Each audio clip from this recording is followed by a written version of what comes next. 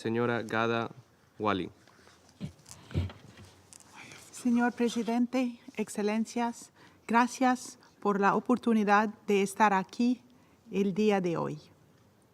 Permítanme sumarme a las palabras del Secretario General y darle la bienvenida a esta iniciativa de Ecuador y la decisión del Consejo de llevar a cabo este debate sobre delincuencia organizada transnacional. Excellencies, organized crime is a complex phenomenon driven by diverse factors, from poverty and inequalities to collusion and power dynamics to fragile rule of law and weak institutions. It transcends national borders and has local, regional, and global impact. And today, amidst growing conflict and instability, organized crime is gaining footholds in different corners of the world, undermining international peace and security. It is time to take strategic, coordinated, and collective action against this threat. Mr. President, around the world, illicit markets are expanding and diversifying. All threats persist, from booming cocaine markets to illicit firearms flowing into volatile areas. And emerging challenges proliferate, with synthetic drugs and cybercrime evolving faster than the world can keep up. Across continents, organized crime is a multi-billion-dollar industry driving violence and exploitation. UNODC's global study on homicide, launching tomorrow afternoon here in New York, reveals that organized criminal groups or gangs are responsible for almost a quarter of all homicides worldwide. Human traffickers exploit people affected by violence, economic hardship, and environmental degradation. Victims in many cases are mostly women and children. Smuggling of migrant networks thrive in those same conditions.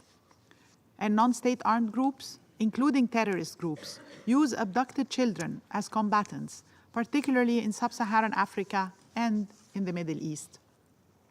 Excellencies, in the context of armed conflict and volatility, organized crime can often be a fundamental component in the cycle of violence.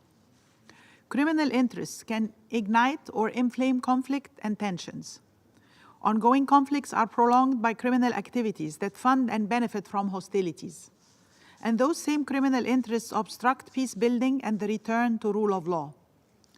We see these dynamics play out before us in different parts of the world today. In places where state control is absent or contested, non-state actors are known to benefit from transnational organized crime and to control trafficking routes and illicit markets. In his statement, the Secretary General alluded to some of these situations. UNODC analysis has shown how criminal markets overlap with crisis and armed conflict. In Haiti, UNODC's assessment has shown how violent gangs are competing for control of key infrastructure and drug trafficking routes, with the help of increasingly sophisticated firearms trafficked into the country from North America mainly. In all cases, corruption is both a source of revenue and an enabler of illicit flows at Haiti's borders and elsewhere.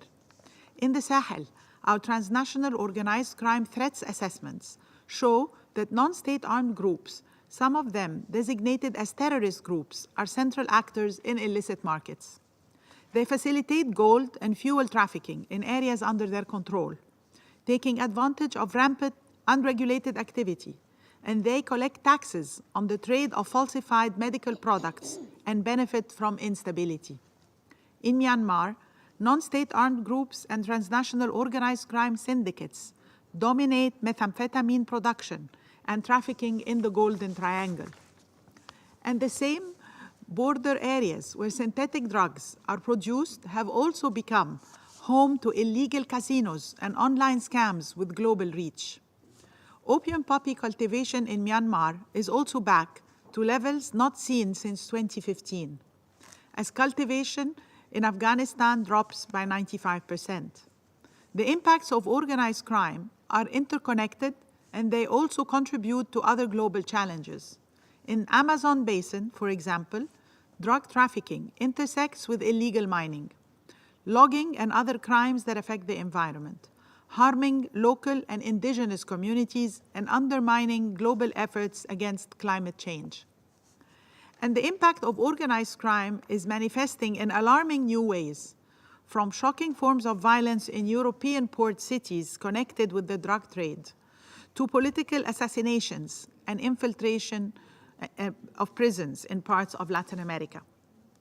Monsieur le Président, le crime organisé infiltre nos économies et nos institutions grâce à la corruption.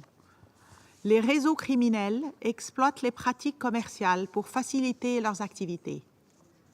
Ils entretiennent des liens avec certaines élites et tentent d'influencer la vie politique de certains pays.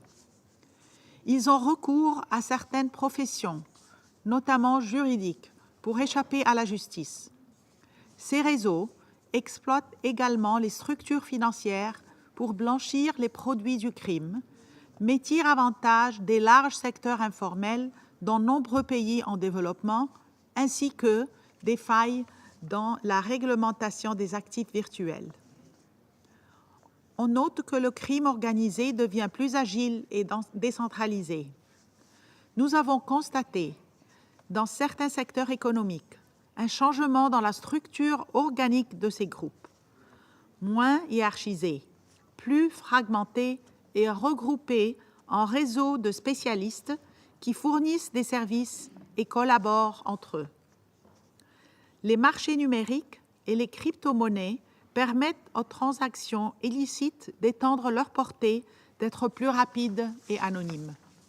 En outre, les groupes criminels ciblent également les systèmes informatiques engendrant de nouvelles formes de criminalité. Excellencies, the costs and risks of engaging in criminal activity has never been lower, and the global threat posed by organized crime has reached new levels of complexity. To respond, we need institutions capable of delivering justice and ending impunity, as well as resilient communities. And we need to invest far more resources to confront illicit markets that are worth trillions of dollars. As the Secretary General has outlined, we must strengthen the rule of law, enhance international cooperation, and improve prevention and inclusion. As the guardian of the UN Conventions Against Organized Crime and Corruptions, UNODC's vision and work are anchored in those priorities. To strengthen the rule of law, we support law enforcement operations and improve capacities to disrupt increasingly sophisticated criminal groups. We strengthen financial investigations and asset forfeiture networks. We help develop laws, policies, and institutions centered on integrity and human rights, and ensure that prisons are places of rehabilitation rather than radicalization or criminal operations. To improve international cooperation, we harmonize responses through the Conventions on Organized Crime and Corruption, and we connect practitioners directly across borders and regions. UNODC is establishing networks, repositories, and platforms for criminal justice officials to collaborate and exchange information with ease. We are helping to set up border liaison offices, including in sensitive border areas, which are often exploited by organized crime. And we are targeting stronger partnerships with and between regional organizations like the ASEAN, the Organization of American States, and the African Union. To foster prevention and inclusion, we are stepping up our focus on amplifying voices, providing opportunities, and increasing resilience. We help communities find licit, dignified livelihoods that break cycles of crime and poverty, including in places like Colombia, Afghanistan, and Myanmar, and we work closely with civil society. And throughout all organized crime interventions, we emphasize the protection and empowerment of women and girls. They face exploitation and gender-based violence, yet they are also leaders that we need for peace, security, and the rule of law. As underlined in the Secretary General's new vision for the rule of law, people and their needs must be at the center of our fight against organized crime. Ladies and gentlemen, the nexus of peace, security, and the rule of law has never been more relevant. The Security Council and the UN system must take action against the devastating impacts of organized crime. I encourage you to consider the following. Firstly, to support and invest in improved data collection in order to better anticipate and monitor trafficking and organized crime dynamics and respond proactively. Secondly, to integrate measures against organized crime in peace and security interventions and resolutions. Thirdly, to promote the inclusion of organized crime prevention in sustainable development cooperation frameworks. And lastly, I would strongly encourage this esteemed Council to continue devoting its attention to the critical threat of transnational organized crime, which underpins many of the peace and security challenges you address. UNODC is committed to providing reliable data and analysis and supporting operational capacities on the ground to enable an informed and effective response. With political will and collective action, we can ensure that organized crime can no longer sustain its business model on instability and fragility. Thank you. Agradezco a la señora